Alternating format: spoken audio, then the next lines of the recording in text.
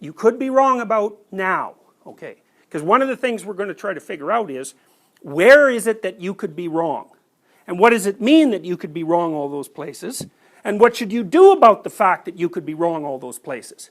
And then we're also going to try to figure out, what happens if you find out that you're wrong? So for example, you're going out with someone, you love them, perhaps they've made promises to you, and you know, poof, you find out that they've been having an affair with 3 people for the last 5 years. It's like, hey, you're wrong. And so now where are you? What does that mean that you're wrong? Well, it means a lot of things. It means a lot of things that it might mean a lot more things than it means, which is a very strange thing. It might mean that you're so clueless that it's just mind-boggling, you know, and that you're blind as a bat. So that's one possibility. And that you're like that and you've always been like that and you better do something about it quick. That's a possibility. Might be that you hooked up with a psychopath, right? Which is also something that you should avoid. But that would mean you don't understand people well enough to know when they're psychopaths or not, or maybe that you're fatally attracted to them in some bizarre way. You know, it also means that whatever future you were envisioning, that was really a delusion, because that's gone. And it also means that you've blown out most of your past, at least insofar as that relationship was part of your past, because nothing that you thought was happening was what was happening. So then you might think, one moment you're somewhere, and then you get the realization, and the next moment you are somewhere else. And so one of the things I would propose to you is that those are actually 2 important places. The one place is the place you are when what you're doing is working, and the other place is the place you are when what you're doing is not working. And I would also say, in some weird sense, those are permanent places. And I'll tell you why I think this, but I think they're akin in some manner to explored territory and unexplored territory. The no value proposition is, well, then you're going to be nihilistic, and that's not. I think nihilism is a form of mental illness. It's a sociological. It's caused by sociological conditions, but fundamentally it's a mental illness.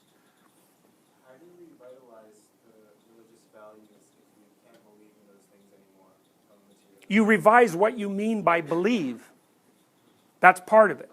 And that's what we're going to try to walk through. You know, this is a linear argument in some sense, although there's going to be a lot of tangents. I want to show you how that might be done and what it might mean. I mean, who knows what it ultimately means, right? There's just no going there. But my experience with these ideas have been that once you understand them, and it's a different way of categorization, I would say, all sorts of things that you didn't understand all of a sudden light up for you, and it's really helpful. You know, because let me just give you a couple of examples. You know, I would say that it's a unspoken proposition of much of today's socio-ideological thinking that there's something pathological about human beings. You know, like I've heard people say, like, human beings are like a cancer on the planet. It's like, I went to a TED talk at Queen's, a TEDx talk, where one of the professors, who was a radical environmentalist of sorts, you know, he told the whole audience, they were all people about your age, that if they had any ounce of ethical standards whatsoever, they wouldn't reproduce. It's like, you know, really? He said, well, we've only had 1 child, and for me, I thought that was 1 child too many for him. But, you know, I thought that's bloody pathological when you stand up in front of a whole bunch of young people who have their whole future in front of them and you say, well, you know, you're such a horrid creature in your very core that it would be a moral violation for you to propagate. It's like, you know. So, I mean, one of the things that's happened to me is, like, I kind of like people. You know, they're peculiar and weird, like hippopotamuses and rhinos and penguins and all that, but, you know, I certainly don't think that we're some sort of cancer on the planet. I really think that's a pre-genocidal idea as far as I'm concerned. It's like the planet would be better off without any people on it. It's like, hey, glad you're not near the old thermonuclear button. Yeah, really, you know, it's like, that's an archetypal idea. Fire will cleanse everything. It's like, that's what Hitler believed. And that's why all Berlin was burning when he committed suicide. It's like, that was what he was after from the beginning. The cleansing fire.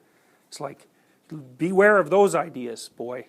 You know, and so I can see the intrinsic dignity of people and their intrinsic value and how that can be expressed across time. And, and I value that. It's something pristine and remarkable. And understanding, I believe that understanding these ideas properly can give you that kind of orientation. I mean, everybody's flawed and useless and half crazy, I mean, obviously, but, that's not exactly the point. There are reasons we are flawed and useless and half crazy. Life is hard, and we're finite, and, so we have big problems that confront us. It's like, I don't think any sane person cannot be crazy, so to speak. But having said all that, the idea that there's something intrinsically pathological about human being is like, that is an absolutely, what's the word? Apocalyptic idea. It's like, beware of people who tell you such things. So, and it's certainly not something you should be thinking about yourself. God, it's like, who knows what you're up to, maybe some of you will be great people, good luck with it. So I want to walk you through what I think these ideas mean. And I'm not asking you to believe anything I tell you. It's like, don't. Hack away at it, man. See if you can see where it's flawed. I can't. I've tried. So, because I don't want to be standing on sand. And so what I've tried to do is to look at human history and prehistory and to see what it is that we need to move forward. And we have to be united with our history. Human beings are historical creatures. And so if there's a divide between us and our history, then all sorts of weird ideas are going to invade us. It's like, it's quite funny because, again, with the rationalist atheists, they basically think that if we dispense with religion, everybody would turn into René Descartes, It's like, we'd be all rational. It's like, are you out of your bloody mind? Look at the New Age people. That's where we'd be going first. It's like, we'd be like Shirley, what's her name, MacLaine, who I read once believed that the reason that there were so many allergies in San Francisco was because of aliens. It's like, oh, that's a much more likely place for human belief systems to end up than like, poof, we're all René Descartes. Like, that's not going to happen. One of the things Jung said, which I just loved, he said, the purpose of religious structures is to stop people from having religious experiences. Now, that's a smart saying. So, anyways, so we're going to walk through this. And, what I've come to believe is that the archetypes we're going to talk about, because I believe archetypes is a pretty good way of thinking about them, constitute the fundamental presumptions of human being. You can't not presume them. That's why they're religious. You can't escape from them. Now, that doesn't mean they're right, but it means that they're as right as we are. And how right are we? Well, we don't know. I mean, there were people that, I read somebody in the 1970s, he was a journalist, he wrote a book called The Ghost in the Machine, and this was a fairly common proposition at the time. His idea was that, well, we're animals that have become self-conscious, and that basically drove us incurably insane. And so we're like an evolutionary dead end, and it's only a matter of time before we extinguish ourselves. It's like, that's possible, No other animal has ever become self-conscious. It's a big burden, and it does drive people kind of crazy, and no wonder, because you have to contemplate your mortality all the time, or at least some of the time. And also, you're completely aware of how useless and ugly and, all these other things you are compared to whatever the ideal might be. It's a lot of burden. But it seems to me, too, that human beings are peculiar in that we can actually choose. We have some facility for choice. I think we can decide whether we're an evolutionary dead end or not.